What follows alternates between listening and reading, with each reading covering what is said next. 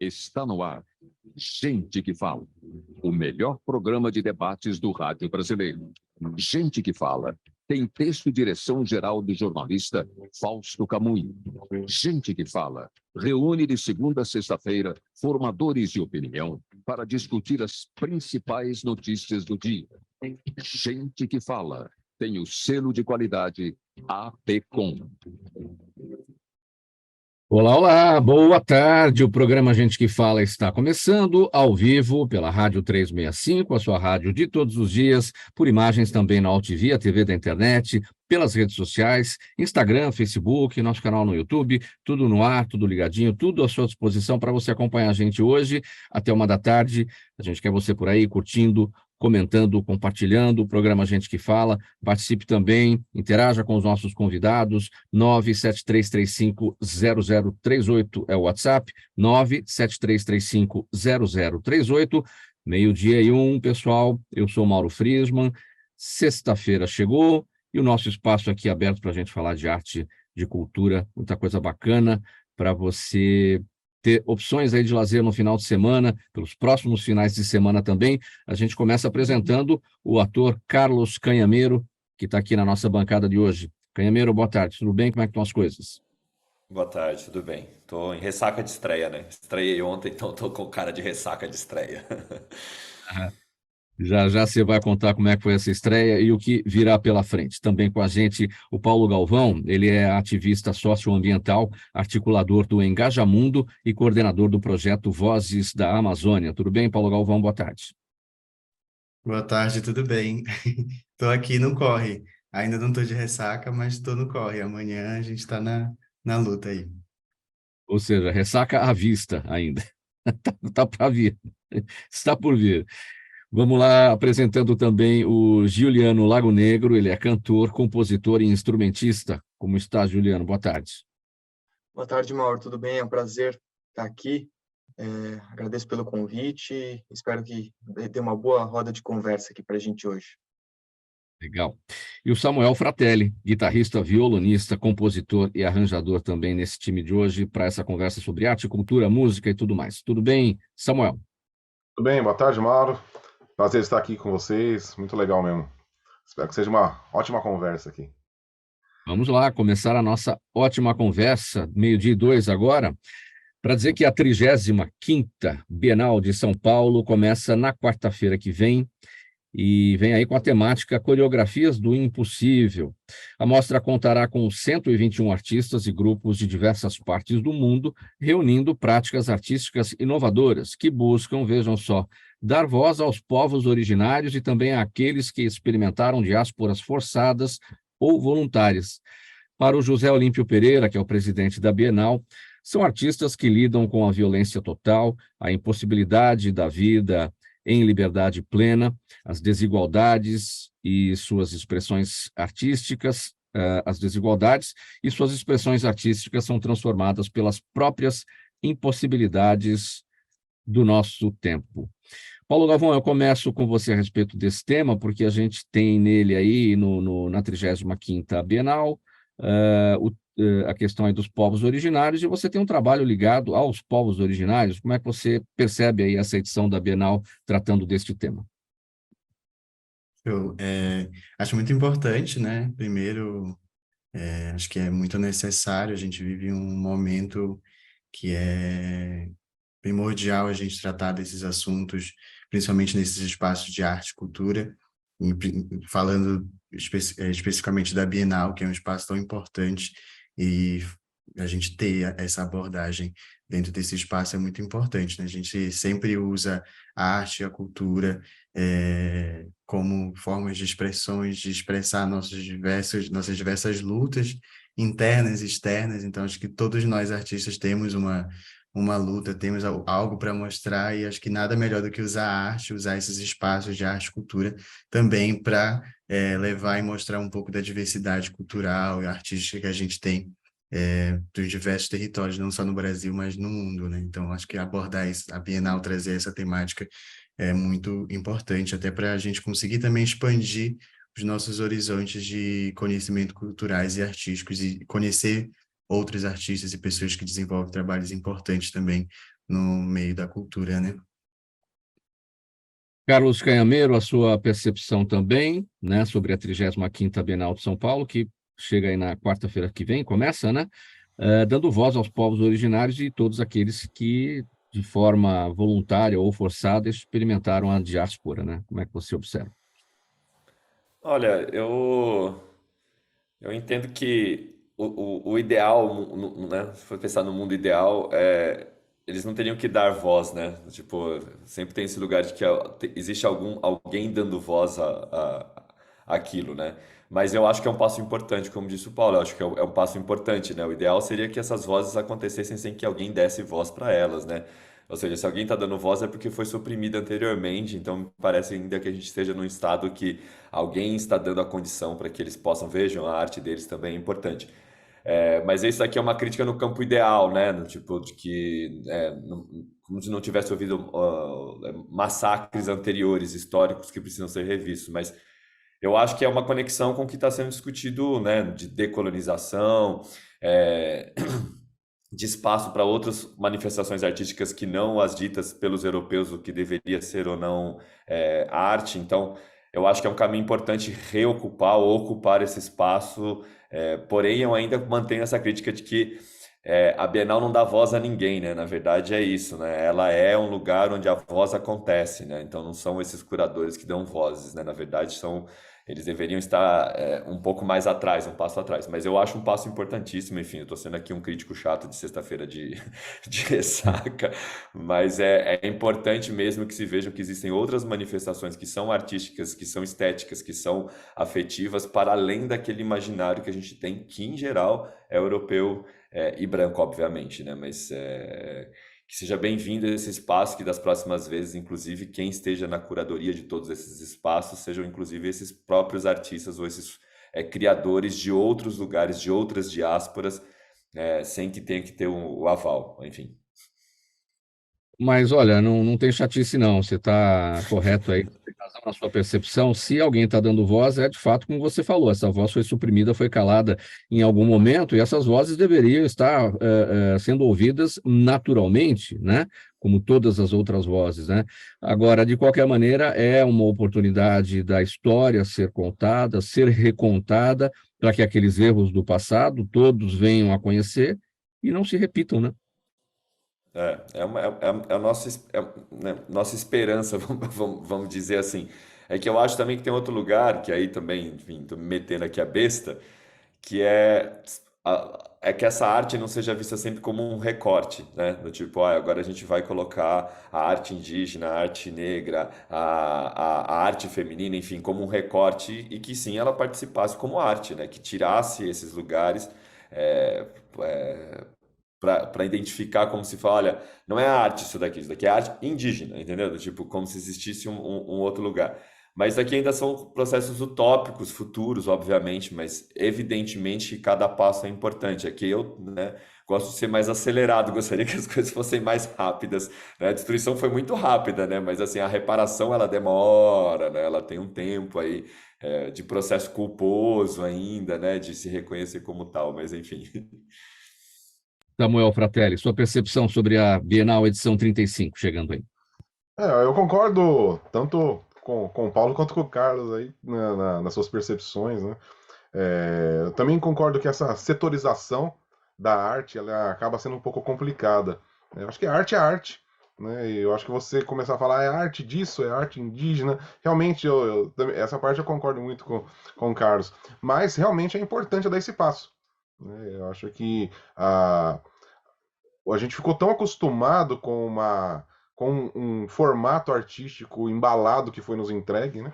Eu acho que a gente precisa realmente fugir desse invólucro aí que deram pra gente e a gente conseguir experimentar, né, e vivenciar as artes em suas formas diversas e principalmente sem dar rótulo, sem etiquetar elas, né? Simplesmente a gente conseguir trocar essas ideias artísticas e culturais de uma forma natural. Acho que esse seria o mundo ideal mesmo, né? Onde a gente não precisa rotular mais. Mas isso é isso, isso é aquilo. Não, é arte. E a gente conseguir vivenciar e distribuir isso e fazer essa troca de ideias artísticas de uma forma natural, sem precisar, né, como o Carlos falou, precisamos dar voz a tal pessoa. Não, seria legal se todos já tivessem a sua, né, sem que precisasse alguém nesse nível superior falar, agora eu vou deixar você falar. Não, o legal é se realmente todos tivessem a sua voz aí, artística. Então, isso mas é importante realmente esse passo que a Bienal está dando, sendo uma vitrine artística dentro do nosso país importantíssima. Juliano Lago Negro, a sua percepção também sobre a 35ª Bienal, que começa agora na quarta-feira que vem. Bom, Mauro, eu acho que como eu concordo aí com o Carlos, com o Paulo, com o Samuel, principalmente numa conjuntura como a que a gente está agora, de votação do marco temporal pelo STF, a gente percebe que a arte ela pode, às vezes, ter uma pujança maior a respeito da sua apreciação estética, do seu caráter contemplativo, mas, às vezes, ela precisa de uma guinada política, justamente para a gente conseguir mudar na nossa realidade temas que são de interesse coletivo, de preservação da gênese do nosso país. E eu acho que esse caminho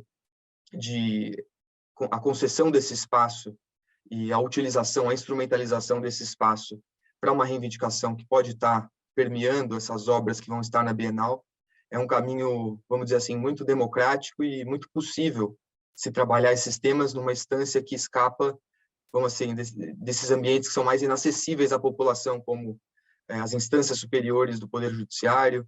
Então, acho que a gente consegue criar um diálogo que inclui a população e que acaba estando de forma visível a todos os cidadãos.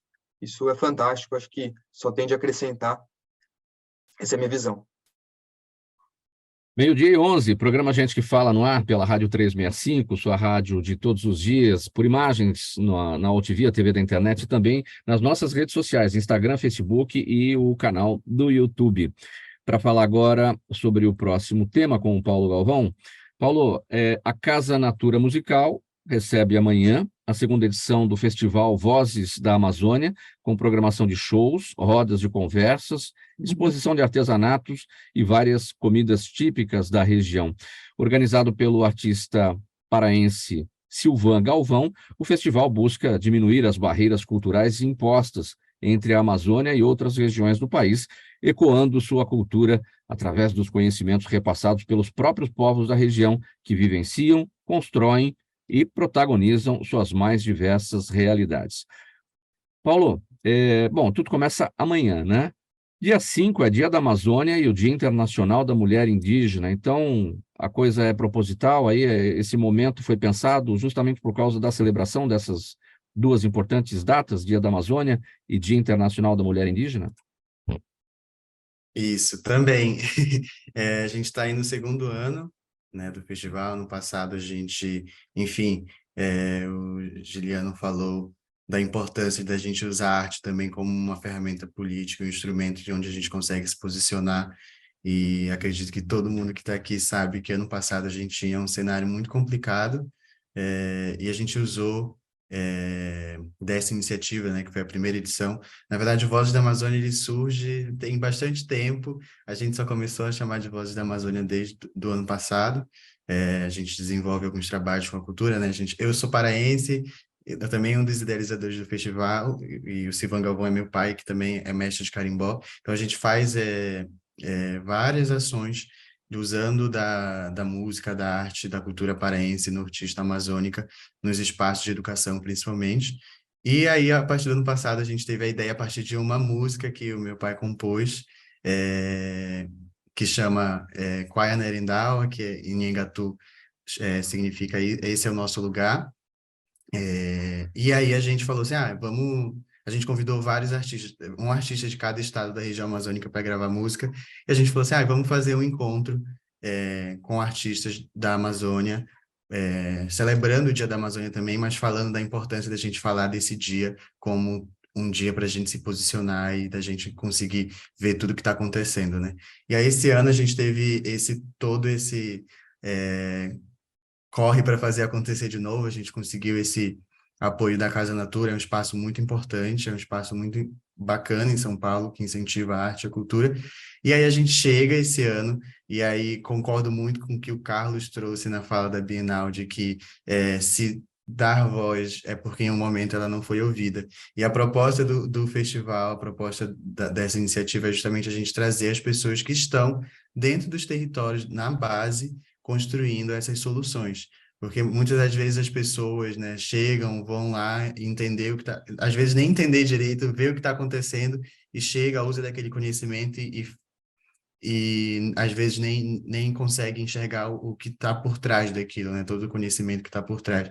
Então, a gente reúne várias pessoas que desenvolvem trabalhos na Amazônia, não só com a música, com a arte, com a cultura, mas com artivismo também, né? Que é uma ferramenta de nós, amazônidas, colocarmos ali como uma ferramenta de defesa do território mesmo, para falar da nossa realidade. Então, esse ano a gente recebe não só os grupos de música como Batuque Banzeiro, que é de Manaus, Patrícia Baixo, do Amapá, o Silvão Galvão, do Pará, né, mestre de carimbó, que recebe Júnior Soares e Júnior Soares e Ronaldo Silva, do Arraial do Pavulagem, uma das maiores manifestações artísticas culturais da Amazônia.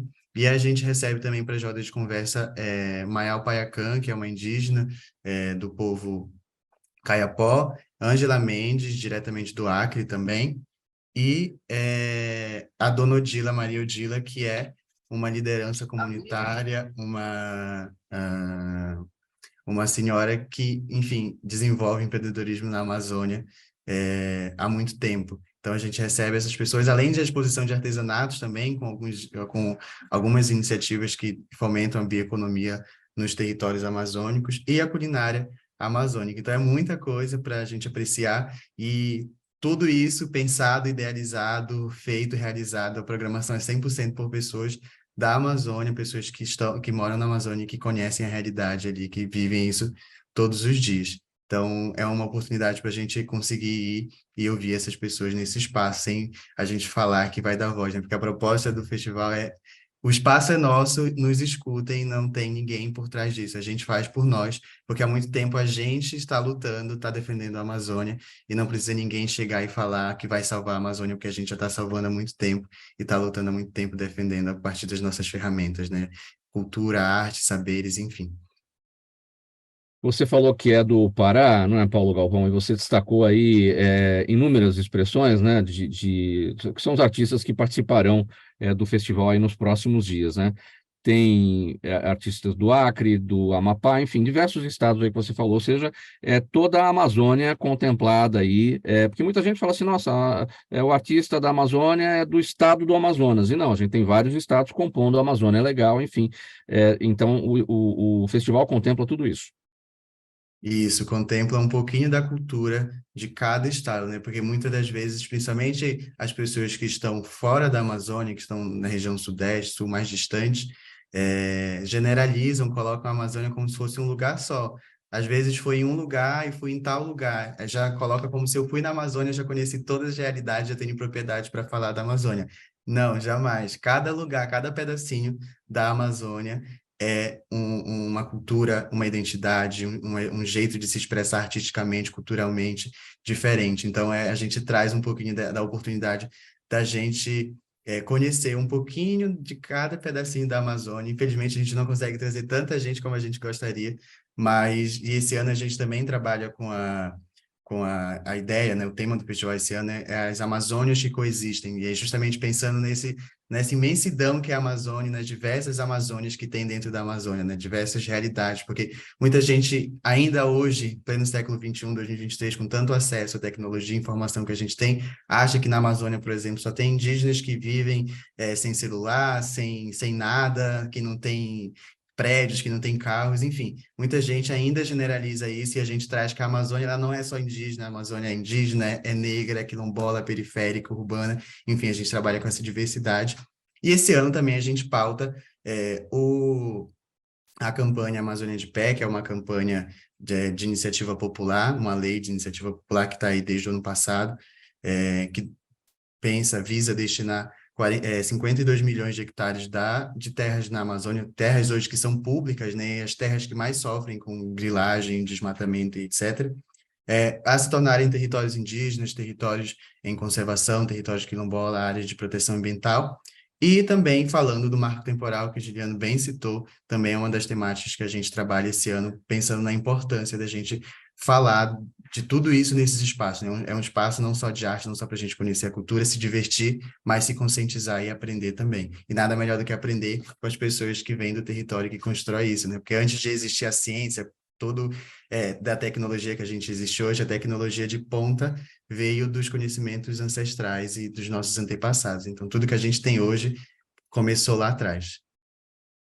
Bom, Paulo, os nomes, então, que estarão presentes no Festival Vozes da Amazônia, os artistas, os grupos, enfim, Batuque Banzeiro, Silvan Galvão, Patrícia Bastos, Ronaldo Silva e Júnior Soares, Maria Odila, Ângela Mendes, Mayal Paiacã e você. A sua participação no festival acontece exatamente de que maneira? Qual que é o seu papel?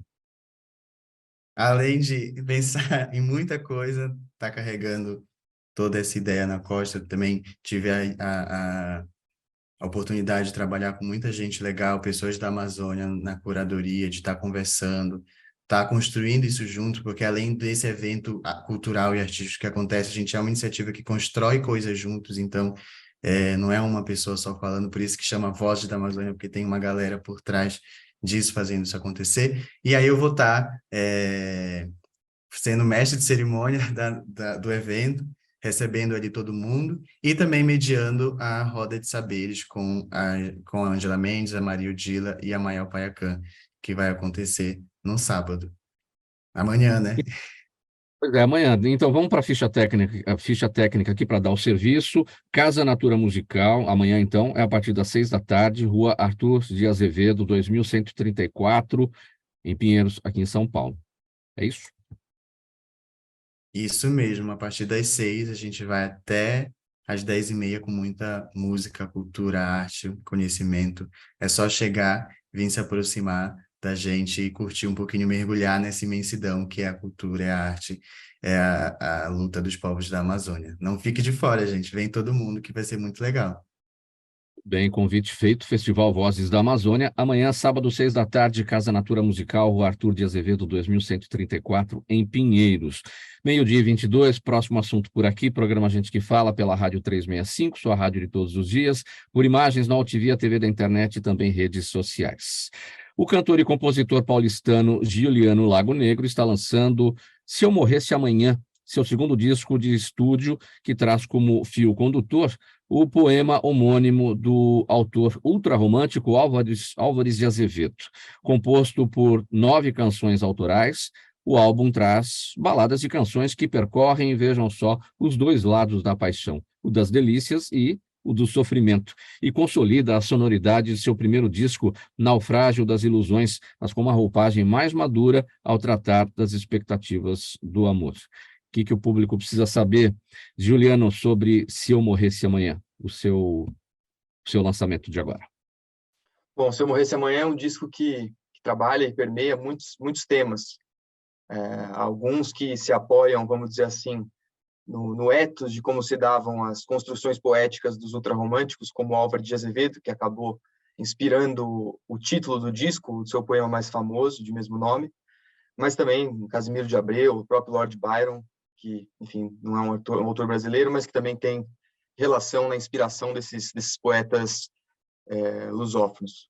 E, enfim, eu acho que esse disco ele consolida uma série de hipérboles relacionadas ao amor, uma série de exageros que são ali expressos nas letras e também na forma como as músicas se colocam timbristicamente. Acho que o exagero permeia essa obra, mas também tanto para o lado positivo quanto para o lado negativo. Então, eu acho que ele consegue ir para esses dois lados e acaba criando, como eu mesmo costumo dizer, acaba criando uma espécie de estranheza dessa reviravolta que acaba sendo você sentir amor e poder expressar isso e trabalhar esses temas dentro de composições, dentro de obras, e acho que esse é o principal foco. O disco, de forma inusitada, eu consegui conversar com a viúva do dramaturgo Paulo Altran e consegui autorização para colocar a leitura dele desse poema do Álvares de Azevedo, e compus uma linha de flauta e um violão dedilhado e coloquei acompanhando a leitura do poema lido pelo dramaturgo Paulo Altran. Essa foi uma vitória, eu acho, porque, não tem leitura mais expressiva do que a do Paulo Altran. Essa leitura veio da coletânea de leituras que ele fez chamado 4 séculos de poesia brasileira. Então ele lê diversos autores nessa coletânea e eu acabei encontrando essa leitura dele por acaso e acabei usando no disco. Ela é a penúltima faixa do disco. Acho que esses são os principais pontos. Eu tenho, nesse disco, diferentemente do primeiro, tenho muita influência de Beatles, porque acabou que eu resgatei isso, que era uma coisa que eu ouvia muito na adolescência, e acabei agora, aos 25 anos, voltando a ouvir muito, e acabou influenciando muito a sonoridade. Então, diria que tem muitas coisas que vão lembrar Paul McCartney ali nos seus 25, 26 anos, a sonoridade, claro que não a grandeza, mas a sonoridade, e acho que esses são os principais pontos. Agora, você destacou a questão da presença da hipérbole, né, do exagero aí nesse contexto aí da paixão, né, para os dois lados, para o lado gostoso e para o lado doloroso, mas o exagero para chamar a atenção, né, porque às vezes você não consegue atingir ali certos pontos de ambos os lados, né, para chamar a atenção. No exagero, você, peraí, não tinha prestado atenção nisso e nem naquilo, né? Esse é o objetivo? O objetivo tem uma tentativa de realmente atrair as pessoas para entenderem ali qual que é a origem desse sentimento e por que a gente tem essa postura tão exagerada. E aí acaba também, aí eu estou citando um outro ultra romântico, mas que é anacrônico em relação ao Álvares de Azevedo, que seria o Cazuza, que tem essa postura de viver as delícias e os sofrimentos do amor de maneira, vamos dizer assim, implacável. Ele precisava viver aquilo.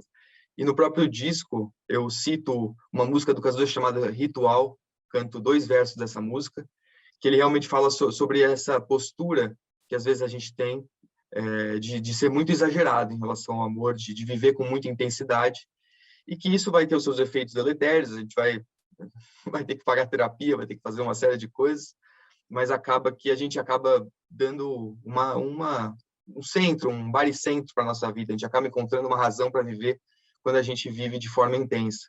E acho que, nesse sentido, o autor às vezes se sente um pouco impostor do que ele escreve. Eu escrevo, mas eu acho que eu tenho amado, queria inclusive dedicar esse disco à minha esposa, a Titi, porque eu tenho amado de maneira a representar o que eu tento passar nas letras. Então, acho que esse é o ponto. Juliano, a gente está aqui preparado com um vídeo, um clipe, né, de uma canção sua, pela primeira vez. Vamos ver aqui, quem está com a gente pelas redes sociais e pela OTV vai ver, quem está pela 365 vai ouvir, e na sequência a gente fala um pouquinho dessa canção, pela primeira vez, vamos lá.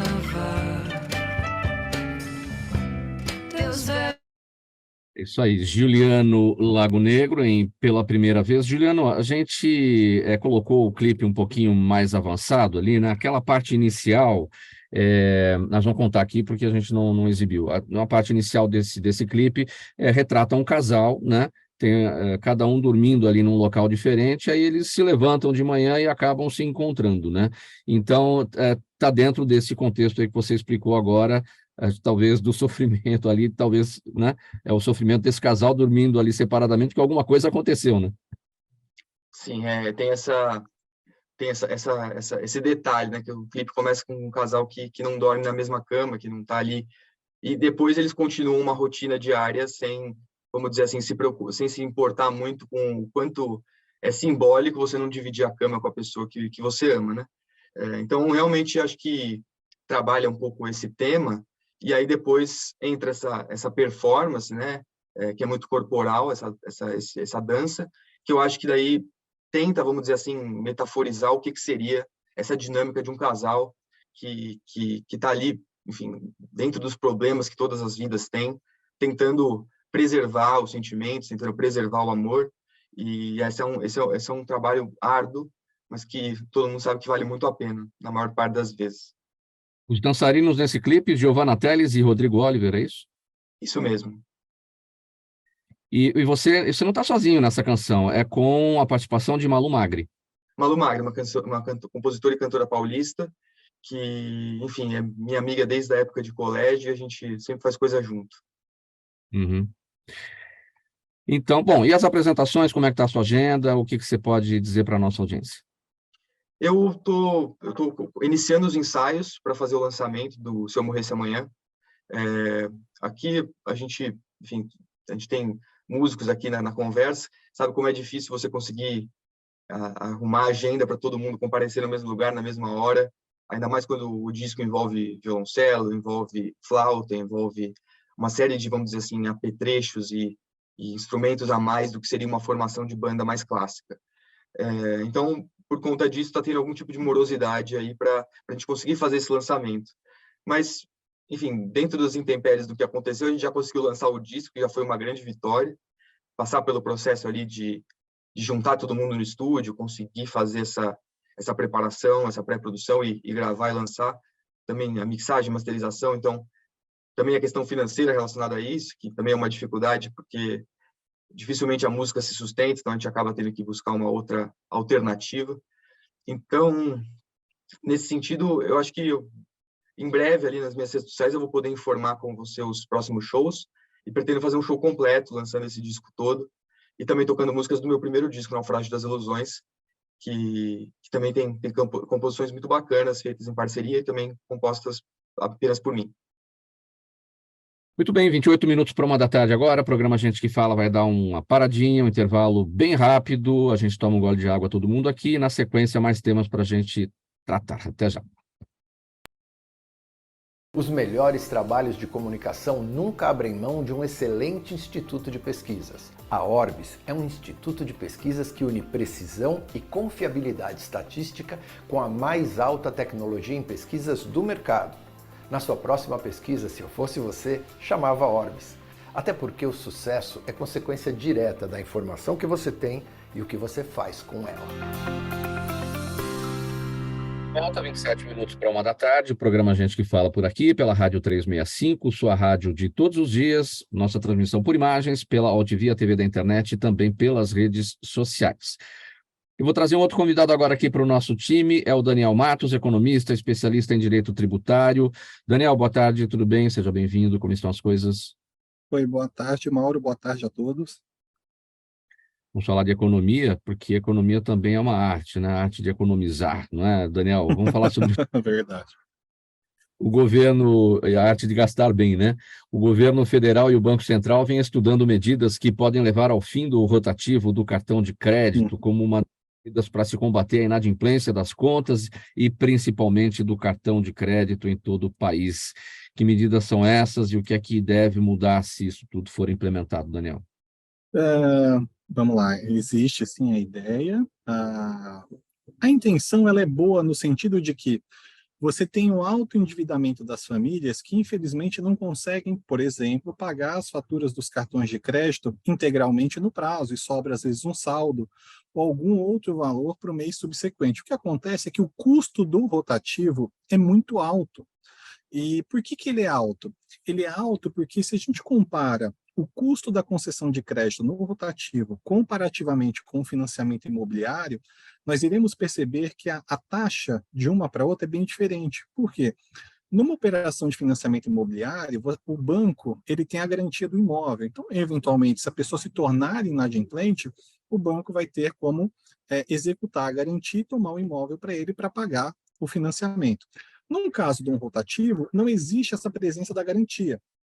É certo que a medida, se ela for implementada de reduzir o rotativo, ou como você apontou, eventualmente extinguir o rotativo, isso vai gerar uma fricção muito grande no mercado. Por quê? Os bancos eles podem ou deixar de realizar essas operações ou reduzir muito o limite bancário para justamente controlar esse eventual inadimplemento. Agora, isso prejudica bastante as populações com menos possibilidade, menos poder de compra, porque as pessoas não têm renda e recorrem ao crédito, né? E se você não tem um crédito, por exemplo, você vai comprar lá uma camisa, vai pagar lá em 3 vezes sem juros, é uma alternativa, né, para quem não tem a possibilidade de pagar à vista. Então, estou dando um exemplo apenas de uma camisa, isso dificulta bastante, né? Sim, com certeza. Por isso que eu disse, a ideia até pode ser boa, reduzir o custo do rotativo. A ideia, assim, na teoria é bonita. Na prática, o que vai acontecer pelo lado das instituições é um endurecimento dos limites de concessão de crédito do acesso. Logicamente, quando você reduz isso, você vai retirar condições das famílias conseguirem manter a sua cesta básica mensal, né? Porque a gente sabe que cada pessoa, cada indivíduo ou cada família tem necessidades e capacidades diferentes para consumir. Então, logicamente, a classe mais afetada vai ser a classe mais pobre. A literatura econômica que trata esse tema, ele fala que a concessão de crédito suaviza e ele diminui um pouco essa sensação de pobreza. Como você bem falou, tem muitas famílias que a renda é tão pequena e que tem que se recorrer ao crédito para conseguir manter um mínimo de alimentação dentro das suas residências. Sim. E você explicou bem, as taxas do rotativo são muito altas porque não tem uma garantia, né? Porque quando você tem a garantia, o banco vem e executa a garantia. E no caso do cartão de crédito, não. Agora, é fato que também as taxas são muito altas porque aqueles que não pagam, né, é que acabam prejudicando aqueles que pagam, né? Sim, verdade. Eu tenho um material antigo que era, se eu não me engano, era uma apresentação do Banco Central, em que cerca de 47 a 55% da taxa que é utilizada é inadimplência de outras pessoas. Ou seja, se eventualmente você tem um rotativo, exagerando o exemplo, de 300%, o equivalente a 50%, 47%, aquilo é endividamento de outras pessoas que são absorvidas. Por quê? A instituição financeira, assim como qualquer empresa, ela não atuar para ficar deficitária, porque ela tem outras obrigações a cumprir. Então, o que ela faz? Ela pega esse inadimplemento de terceiro e fragmenta nas outras operações de crédito.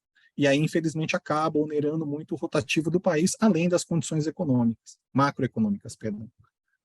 Bom, a gente está falando de cultura e lazer aqui, final de semana está chegando, as pessoas vão consumir, dá para gastar no crédito ainda e parcelar, né, Daniel? Por enquanto dá. Sim. Então, tá bom. Daniel, muito obrigado aqui pela presença, pelos esclarecimentos. Daniel Matos, economista, especialista em direito tributário. A gente se fala numa próxima oportunidade. Bom final de semana aí, bom descanso. Obrigado, Mauro. Eu desejo mesmo uma boa tarde a todos. Até.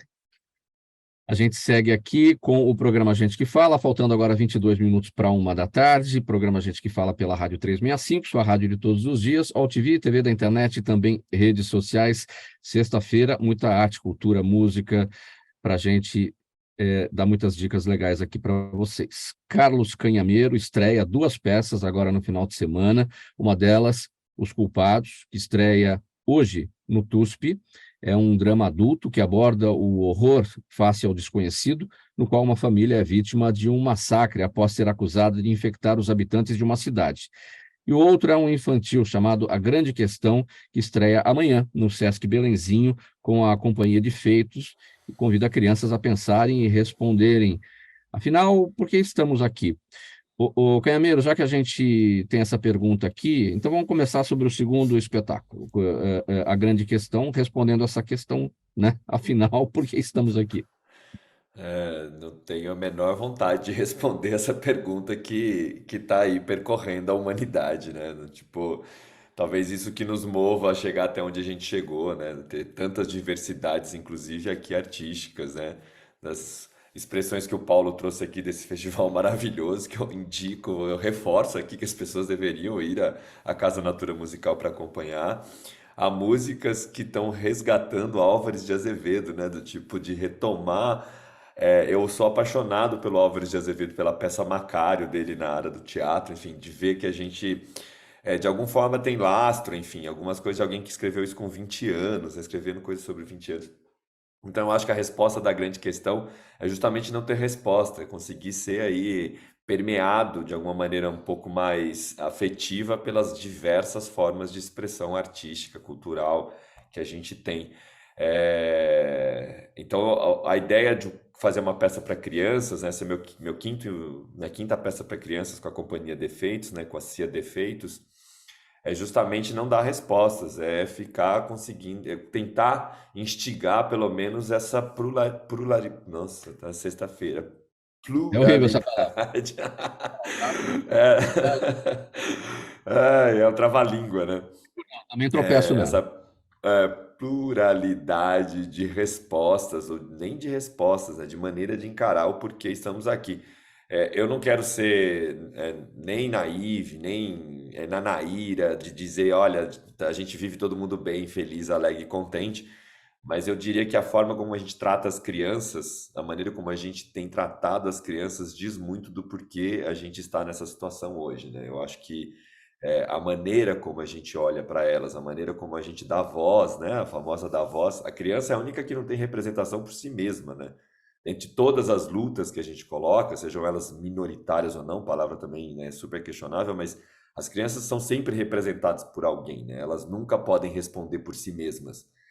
Os políticos vão sempre falar que estão cuidando das crianças, mas as crianças nunca vão falar por elas mesmas se elas estão sendo bem cuidadas ou se esse é o cuidado que elas querem. Então, essa fricção aí do mundo das crianças com o mundo adulto, no teatro para crianças, que é isso que eu tenho feito ali na Grande Questão, é tentar, pelo menos, respeitar a inteligência delas, né? Tentar respeitar que elas não são um saco vazio esperando ser preenchida por morais, seja elas quais forem, né? Que elas também têm suas fruições, seus desejos ainda em desenvolvimento, ainda incompreendidos, mas que a gente não precisa ir lá e falar para elas assim, ó, a resposta da grande questão não tem. Não é um infantil para isso. Existe uma pergunta aí, como é que a gente pode brincar com isso? É uma peça sem palavras, por exemplo. É uma peça que não tem palavras, não tem narrativa, né? Tem canção. Eu trabalho com 2 músicos há muito tempo, né? Enfim, parceiros que também estão nos Culpados, né? Meu espetáculo adulto. Tem canções, mas é mais uma ideia de uma abordagem das muitas formas estéticas, luz, som, coreografia, estruturas cênicas que possam despertar na criança outros lugares de percepção do que a moral, né? Contando uma historinha, olha, escove os dentes antes de dormir, porque isso vai te fazer bem. Eu não entendo que a arte tem que fazer isso com as crianças. Eu acho que ela tem que dar para as crianças utopias estéticas, outras formas de se relacionar com o mundo, do que dizer para elas o que tem que ser feito e quais são as respostas da grande questão. Essa é a minha aposta. E começa amanhã, então não sei muito bem como vai ser essa brincadeira. Tá um pouco caos, mas tá divertido. Eu gosto da palavra divertido porque tá divertido a grande questão. Bom, a gente já vai falar do seu espetáculo adulto. Só para fechar aqui, então, o espetáculo infantil, a grande questão, o serviço. No Sesc Belenzinho, a partir de amanhã, vai até 1º de outubro, sábados e domingos ao meio-dia, Rua Padre Adelino, número 1000, correto? Isso. E quem não conseguir ver esse final de semana, né, que estreia, no feriado de 7 de setembro, também tem apresentação, então na quinta e na sexta, 7 e 8, vai ter apresentação também ao meio-dia, então quem ficar aqui no feriadão em São Paulo já tem um programa para levar as crianças ao meio-dia. O Sesc Belenzinho é também um espaço cultural, está tendo uma exposição inclusive maravilhosa de artistas negros lá no Sesc Belenzinho, ou seja, você já pode passar o dia lá. Eu aproveitaria aí para levar as crianças para ver a peça e ver todas as coisas que estão ali em volta no Sesc Belenzinho. Também no 7 e 8 de setembro. Fora isso, fica sábado e domingo até 1º de outubro. Agora, vamos passar a falar aqui então do seu espetáculo adulto, Os Culpados. Hoje a estreia no TUSP, o drama que aborda o horror face ao desconhecido. O que a audiência precisa saber a respeito deste trabalho? Eu vou começar pela informação mais importante, é gratuito, né? Você falou lá com Daniel, desculpa, o economista, assim, o cartão de crédito está funcionando. No caso dos Culpados, você não precisa de cartão de crédito, você pode ir que é de graça a apresentação. Ou seja, se você não quiser usar o rotativo, pode ir lá que é de graça. A gente está fazendo uma temporada no TUSP Butantã. É um espaço dentro da USP, ele é naquele complexo cultural Camargo Guarnieri, né, que tem o cinema da USP e tem o teatro, né, o anfiteatro Camargo Guarnieri, que é geralmente voltado para música. Então o TUSP é um teatro que está do lado ali, dentro do CRUSP. Estou dizendo isso porque não é fácil chegar, não é o lugar mais evidente de chegar, mas é uma temporada gratuita que faz hoje a apresentação às 20 horas, sábado às 20 horas e domingo às 19 horas. A gente fica em temporada ali até o dia 17 de setembro, sempre quinta, sexta e sábado, domingo às 19, quinta, sexta e sábado às 20. É sempre difícil resumir, né, de quem artistas aqui juntos comigo, sabe? Sinopse é sempre um horror, né, uma tentativa de colocar em pequenas palavras do que se trata. Não é uma peça que conta uma história linear, né? Tem esse mote. Eu escrevi esse texto um pouquinho no comecinho da pandemia, em 2020. Em março, abril de 2020, estava começando a pandemia, especialmente no Brasil, já tinha estourado na Europa, né?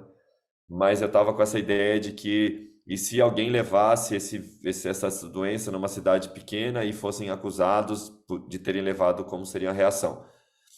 A gente já estava vivendo em anos bolsonarísticos, então a gente já estava diante do horror e ele só se multiplicou, né? A gente realmente teve a sorte, né? Deus não é brasileiro, porque nos dar Bolsonaro e pandemia ao mesmo tempo não é algo que você gostaria na sua vida, mas a gente sobreviveu. Não todo mundo, evidentemente, muita gente morreu. Mas a peça não tenta dar conta disso, não, porque eu não acho que peça nenhuma, arte nenhuma dá conta dessas questões políticas que nos envolvem.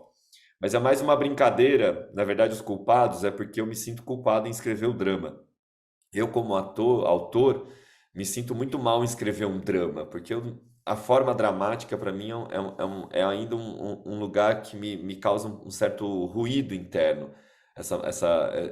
Mesmo que o Juliano falou que esse amor, as partes boas e más do amor, essa estrutura do drama, eu acho que é mais complexa e a gente acaba deixando muito, dialeticamente fica só bem e mal, né? Tem a parte boa e a má, mas a parte boa e a má também fazem parte, né? Elas não são antagonistas, elas são complementares. E eu me sinto mal de escrever uma historinha que tenta, do tipo, olha, as pessoas foram para a cidade do interior, a cidade do interior se vingou deles terem trazido a doença. Então a peça ela vai se esfacelando, os atores vão deixando de falar sobre o drama para criticar o drama que eles estão fazendo. A peça se passa dentro de um bar dos anos 80. Cenograficamente é a réplica de um bar dos anos 80. Então ela é como se fosse uma discussão de bar onde acontecem as cenas. E no andar de cima do bar tem uma dupla sertaneja tocando o melhor do sertanejo dos anos 80, nas vozes femininas pelo menos, né? Nas Irmãs Galvão, Sula e Roberta Miranda, as Marcianas, e chega até Marília Mendonça e as Patroas, enfim. Então tem essas camadas que se ajuntam à narrativa da peça para conseguir questionar, inclusive, a própria estrutura do teatro, né? Do tipo, o que você espera de uma história? Não vou te dar o que você espera, vou estourar um pouco isso daqui, de maneira, para mim, de novo a palavra divertido, de maneira divertida, né? Minha tentativa não é aliviar a discussão, é não deixar a discussão também num campo chato, vou usar a palavra simples. Não tem muito prazer nas experiências chatas. Eu sei que é importante, elas existem, mas no meu caso ali nos culpados tem o horror da história, mas tem a diversão sobre a própria estrutura ficcional. Okay. Bom, Os Culpados no Anfiteatro Camargo Guarnieri, do TUSP, Rua do Anfiteatro 109, na USP, na cidade universitária. Começou ontem, estreia ontem, né? Daí a sua ressaca que você falou no começo do programa, sexta às 8 da noite, domingo às 7 da noite. É isso, né? Para a gente fechar. Exato. Uhum. Venham, é gratuito, venham, né? Eu tenho um prêmio público para conseguir fazer gratuito, um prêmio da prefeitura que chama Prêmio Zé Renato, por isso que eu consigo fazer a peça de modo gratuito. Então venham, é isso, é espaço público, dinheiro público, artistas envolvidos. Então, quando falar não tem o que ver, tem. E não é só minha, obviamente, tem muita peça acontecendo, muita coisa. Não é porque é gratuito, mas no caso aqui é porque o poder público nos deu uma verba para conseguir realizar a obra. Então, eu acho que tem que ter essa circulação para o público, senão a gente fica, né, perdido aqui na nossa ação. Legal, muito bom. Então, pode deixar o cartão de crédito em casa, 12h50, 10 minutos para 1 da tarde. Vamos seguir aqui para falar com o Samuel Fratelli. Olha, gente, ele está lançando o seu primeiro single, Coffee Break, o nome do single, e nesse trabalho ele faz uma mistura de rhythm and blues com pitadas jazzísticas e rítmica dançante. O Samuel começou os estudos musicais no violão, vejam só, aos 8 anos de idade, desenvolveu uma linguagem dentro da música, uma linguagem própria, na qual mistura ritmos brasileiros com jazz, pop e até música erudita. E Coffee Break está disponível em todas as plataformas musicais, faz parte de um projeto maior que será lançado em 2024 e que já está batizado de Boomerang. Vamos falar, Samuel? Sim, eu lancei esse primeiro single aí, que é o Coffee Break, né? E eu tenho essa mistura de estilos, né? Até me perguntam, mas qual que é o seu estilo? E eu não tenho, assim, não tenho como te definir, né? Meu estilo é esse, né? Porque eu comecei, né, com violão erudito aos 8 anos de idade, então eu estudei música erudita e, claro, né, como todo adolescente, fui ouvir rock, metal, então eu tive minha fase metaleira da vida, e depois, estudando música, conheci o jazz, bossa nova e os outros estilos, e fui misturando, e comecei a trabalhar, né, como sideman, né, então acompanhando cantores, acompanhando outros músicos de estilos diferentes, então tudo isso foi meio que agregando, né, conhecimento, vocabulário desses estilos, e eu trago isso para minha música.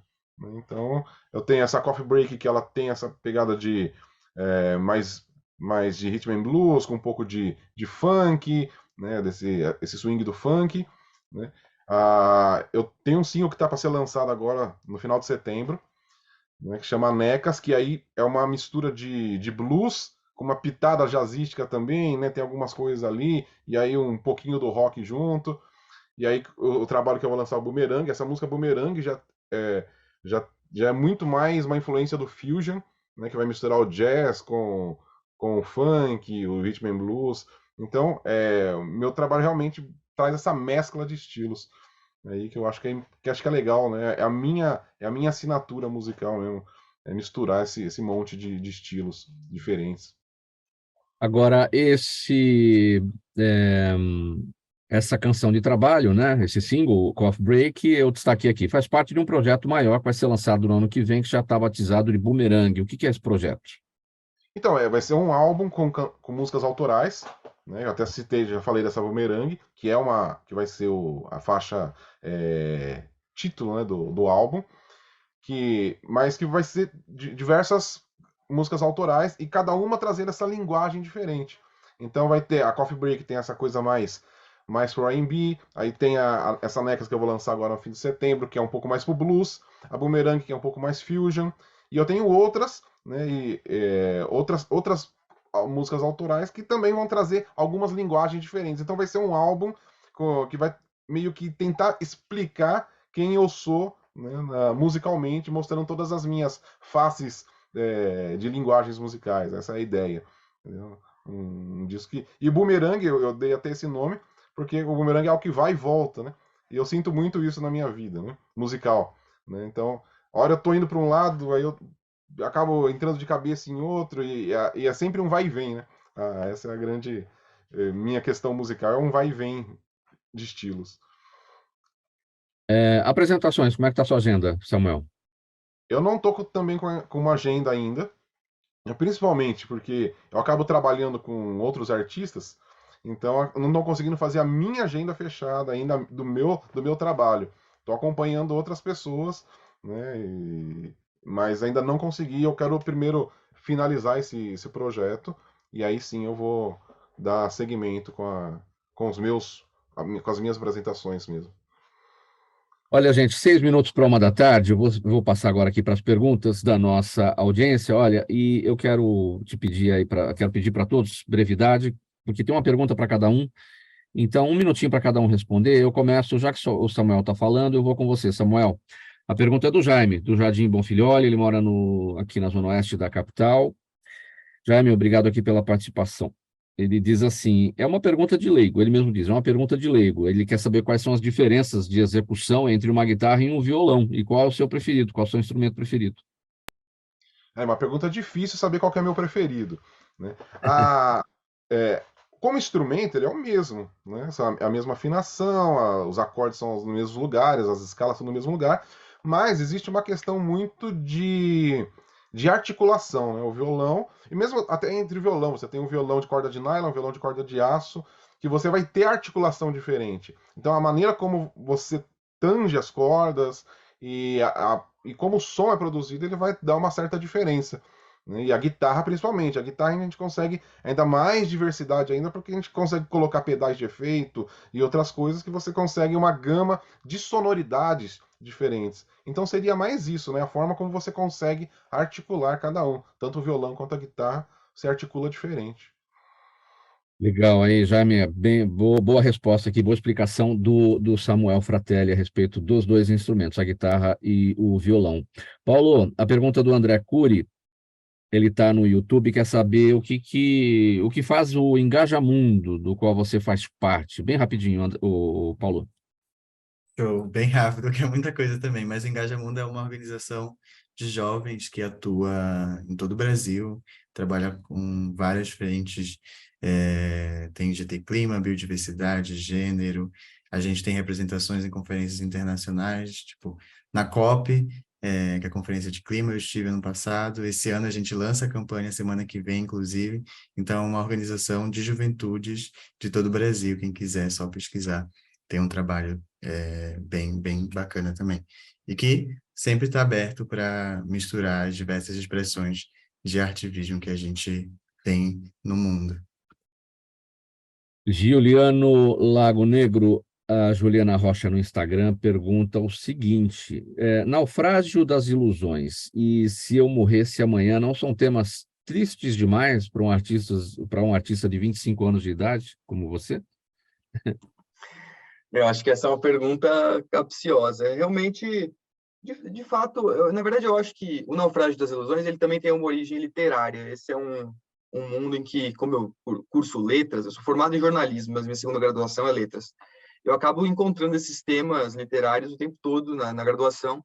E Naufrágio das Ilusões é uma frase utilizada por Machado de Assis no final do livro Yaya Garcia, que é um romance até bem conhecido ali no âmbito escolar, né? Trabalha bastante o pessoal que é mais adolescente para ler esse livro.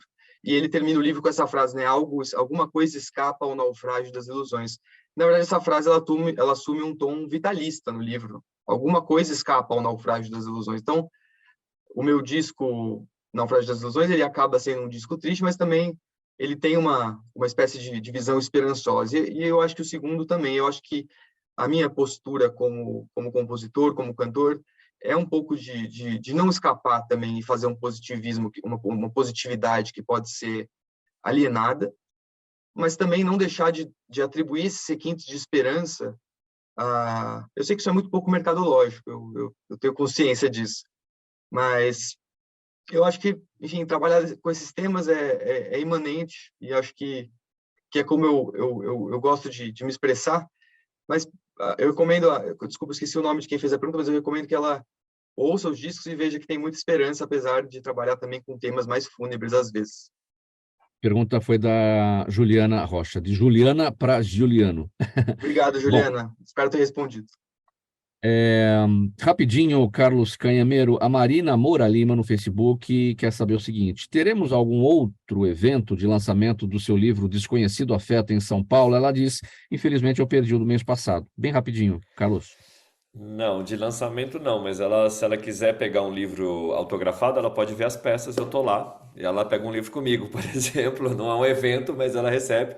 Se não, é pelo site das Sete Letras ou livrarias de São Paulo. Mas evento já fiz o lançamento no mês passado, mês passado, na Ria Livraria. Mas, ó, Olha aí, tem nas redes sociais, vai lá nas peças que eu te entrego um também. olha aí, boa pedida, Marina, para você já ir até lá e pegar o exemplar autografado. Muito legal. Pessoal, faltando 1 minuto para 1h da tarde, vamos colocar um ponto final aqui no nosso Gente que Fala de hoje. Agradecer a vocês todos, em nome de toda a nossa equipe, o ator Carlos Canhameiro, Paulo Galvão, ativista socioambiental, articulador do Engajamundo e coordenador do projeto Vozes da Amazônia, Giuliano Lago Negro, cantor, compositor e instrumentista, e o Samuel Fratelli, guitarrista, violonista, compositor e arranjador.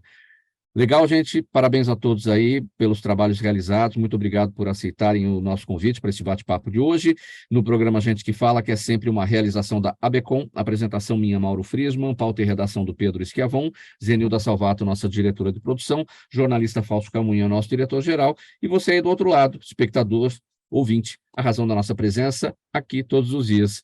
A gente se despede por aqui, anunciando que está chegando o Lucas Neto, aqui na 365, com o programa O Melhor para a Melhor Idade, para alegrar aí o seu início de tarde com muita informação, muita coisa bacana para você aprender. A gente volta pela 365, pela OTV e pelas redes sociais na segunda-feira, a partir do meio-dia. Bom final de semana para todo mundo. Lucas, bom programa aí, a audiência também. Uma boa tarde para todo mundo. Tchau, tchau.